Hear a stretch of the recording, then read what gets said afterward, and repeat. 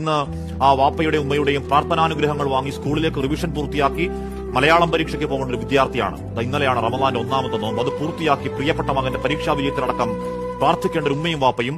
മൂത്ത മകൻ പൊന്നോമന ആ കിടവൂരിലെ പള്ളിക്കാട്ടിൽ ആറടിത്താഴ്ചയിൽ ഒറ്റയ്ക്കാണല്ലോ പടച്ചവനെ എന്ന് നീറി അകാലത്തിൽ പുത്രദുഃഖത്തിലേക്ക് വലിച്ചെറിഞ്ഞ കൊടുംകുറ്റവാളികൾ ഇന്ന് പോലീസ് സുരക്ഷയിൽ ആദ്യ പരീക്ഷ പൂർത്തിയാക്കിയതും കണ്ടതാണ് കേരളം.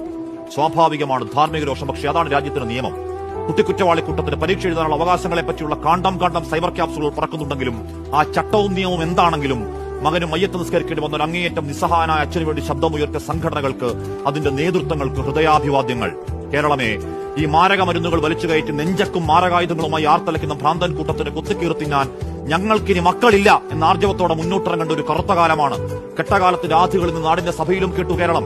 അതിലെ വാക്പോലും രാഷ്ട്രീയവും പോട്ടെ, കഞ്ചാവും കടന്ന് MDMAയും LSDയും കടന്ന് കെറ്റമനും GHPയും അടക്കം പേരറിയാത്ത അത്യാധുനിക ലഹരികൾക്ക് ഡാർക്ക് വെബ് ഒരു നരകം വാതുറക്കുന്ന കാലത്ത് 4ാം ക്ലാസ്സിൽ പഠിക്കുന്ന കുഞ്ഞുങ്ങൾക്ക് വരെ മുട്ടായി മധുരത്തിൽ വിഷം കൊടുത്ത് വശീകരിക്കുന്ന മുടിഞ്ഞവന്മാരുടെ മാഫിയ കാലത്ത് ഈ നടപടി പോരാ. മിസ്റ്റർ ചീഫ് മിനിസ്റ്റർ, വേണ്ടത് സാരോപദേശമല്ല, നാടിനെ കാക്കാൻ ആനുപാതികമായ ആക്ഷൻ പ്ലാനാണ് എന്ന് പ്രതിപക്ഷം സഭയിൽ പറയുന്നതിൽ രാഷ്ട്രീയം കാണണ്ട. ഈ നാടിന്റെ ശബ്ദമാണ്. എൻഫോഴ്സ്മെന്റ് ആയുധമെടുത്ത് അന്തിമ യുദ്ധത്തിൽ ഇറങ്ങണം സർക്കാർ. മക്കളെ കാക്കാൻ ഒരു വൻമതിൽ തീർക്കാൻ കൈകോർക്കണം. നമ്മൾ മനുഷ്യത്വം മരവിച്ചു മരിക്കാത്ത മനുഷ്യർ. മിണ്ടാതിരിക്കുന്നവർ, മൗനം കൊണ്ട് പിന്തുണയ്ക്കുന്നവർ, രാഷ്ട്രീയ ന്യായം ചമയ്ക്കുന്നവർ, ഈ നാടിനെ കഴിവേറ്റാൻ നാർക്കോസ് തെമ്മാടിക്കൂട്ടത്തിന് ദാസ്യപ്പണി ചെയ്യുന്ന കങ്കാണിപ്പട